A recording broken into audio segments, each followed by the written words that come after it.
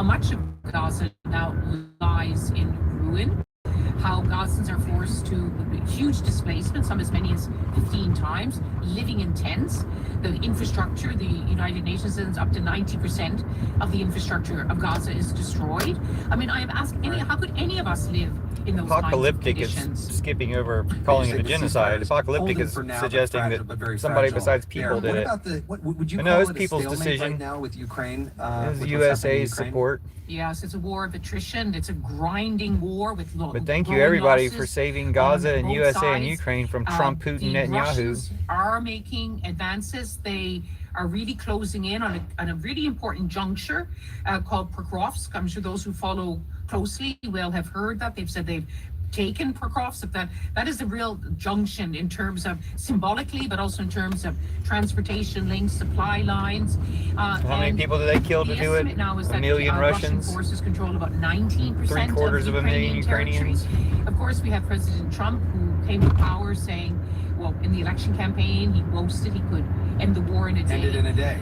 In a day. Then he came to Which power day? and he said, well, it'll take 100 days. And Well, it's been he goes 200 back and days or forth. something, He said hasn't it? most recently during the visit of Viktor Orban of Hungary, we want the war to end in the near future. So he's 200 Before that, he times a said, liar. oh, they still have to keep fighting. They want to keep fighting.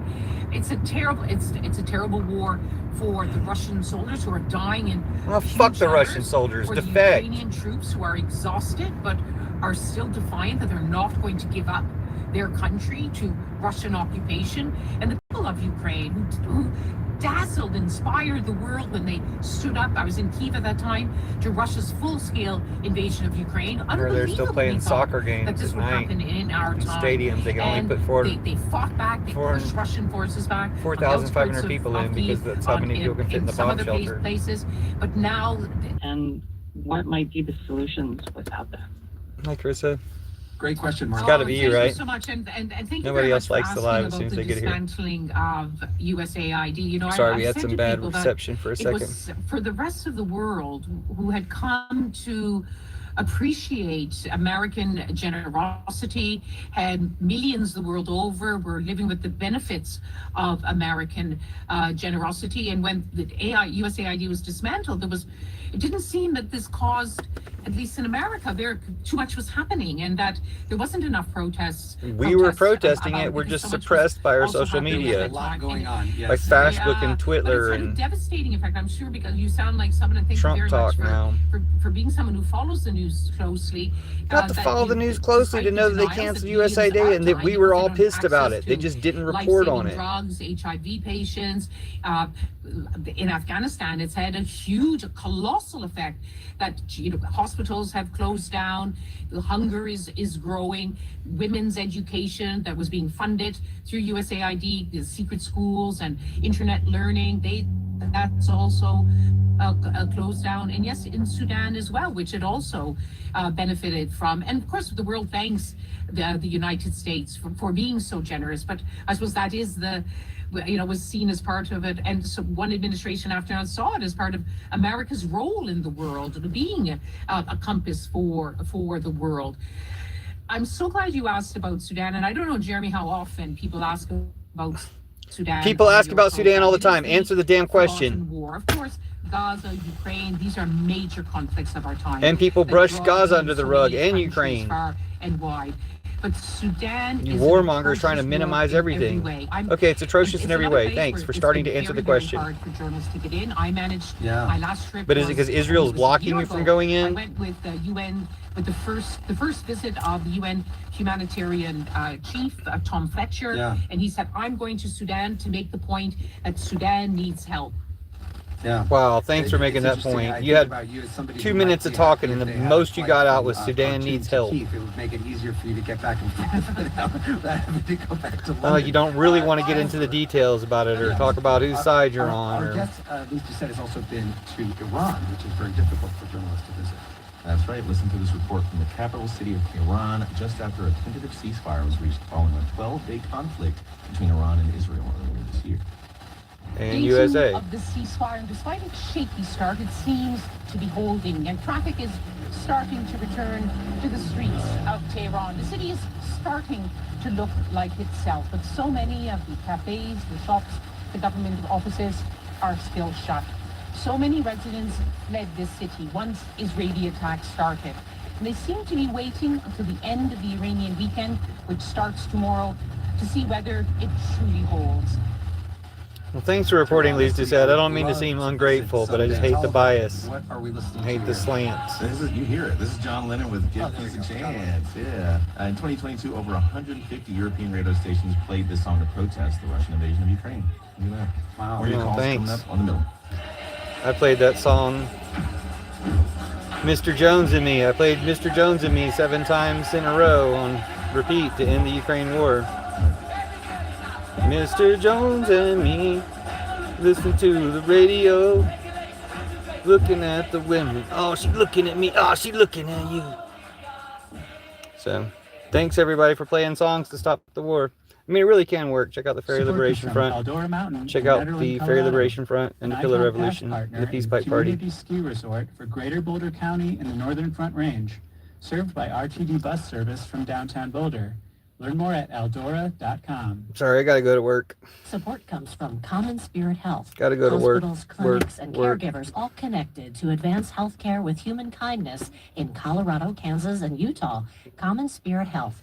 Human kindness lives Time here. for universal health care if you really want human The government kindness. shutdown created chaos for people who depend on food assistance each month. On the next Colorado Matters, Yeah, at least we got a one trial out of is Trump in the responding Supreme to a Court huge increase in to show that they're trying to starve us. They're traitors. They're And guilty, wanna help so those in let's need move of on to the food? punishment One local phase. engineer has created an app for that. When you have a unified effort, you chip away at this behemoth problem. That's at 8 p.m. on CPR News and KRCC. Just have Supporting socialism. select health. This is The Middle. I'm Jeremy Hobson. In this hour, we're taking your calls about anything happening in the world for the BBC's chief international correspondent, Lise Doucette. Her new book is called The Finest Hotel in Kabul. You can reach us at 844-4MIDDLE. That is 844-464-3353.